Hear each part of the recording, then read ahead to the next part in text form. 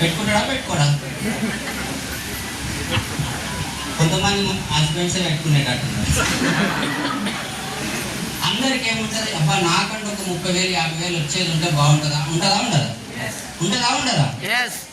నేనేం చెప్తా అంటే మీకు నడిపేయండి, 2 వీలరే నడిపేయండి, కానీ బుల్లెట్ నడిపేయండి. ఎందుకు నడిపేయద్దు? అది కూడా 2 వీలరే.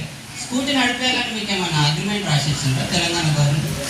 పోతే బుల్లెట్ మీద పోవాలి, పట్టు చీర కట్టుకోవాలి, 30 తులాల నుంచి 50 తులాల మధ్యలో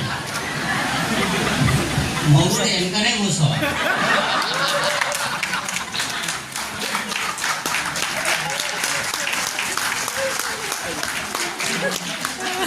నల్ల కళ్ళద్దాలు మర్చిపోవద్దు.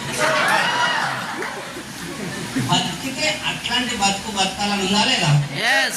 మీరు ముందుంటే ఆ పని చేస్తే కదా మీ వెనక కొంతమంది ఆశ ఉంటుంది. కరెక్టా కదా?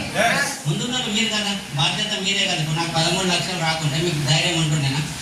వీళ్ళ సార్కి లక్షలు రాకుంటే ధైర్యం ఉంటుండేనా? మీరు ముందున్నారు. అదే బుల్లెట్, అదే సాంప్రదాయం. సాంప్రదాయం ఎవరి సాంప్రదాయాలు వాళ్ళకి. అదే సాంప్రదాయం కానీ బుల్లెట్ నేను నడిపిస్తాను. చెప్పొచ్చా? ఇప్పుడు మీరు నిజంగా ఆలోచించండి, ఎవరెవరైతే వినలేరు. గుడ్ న్యూస్, బుల్లెట్ 2 లక్షలకే వస్తాయి కదా. 2 లక్షలు 3 లక్షలు 3 లక్షలకే వస్తుంది. ఇంకోటి తెలుసా, 50,000 కట్టిస్తారు.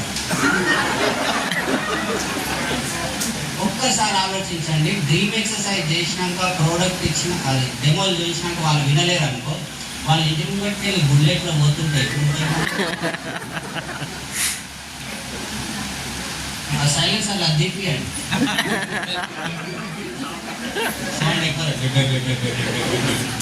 నాకు అనిపిస్తుంది లీడర్ అనేటువంటి ఇట్లా ఆలోచన చేస్తేనే బాగుపడతారు అనిపిస్తుంది.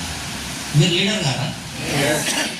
నాకు అంటుంటారు బుల్లెట్ అనగానే అందరు మొక్కలు తెలియదు. అమ్మ ఆడోళ్ళు ఏం చేయలేరంటారు, బుల్లెట్ అనగానే మొక్కలు తెలియవేసింది అనిపిస్తుంది. అంటే మీరు అట్లాంటి పని, మనం అట్లాంటి పనులు చేయాలి. ఎవరైనా మగపిల్లగాడు వచ్చి నేను బుల్లెట్ కొంటున్నట్టే పక్కకి జరుగు మా తన మా శరీరాలు ఉన్నది పక్కకి. నా దగ్గర ఆడపిల్లలు నడిపిస్తారు బుల్లెట్ పక్కకి. మరి మగపిల్లలు మనం బెంజ్ కారు కొన్నాం.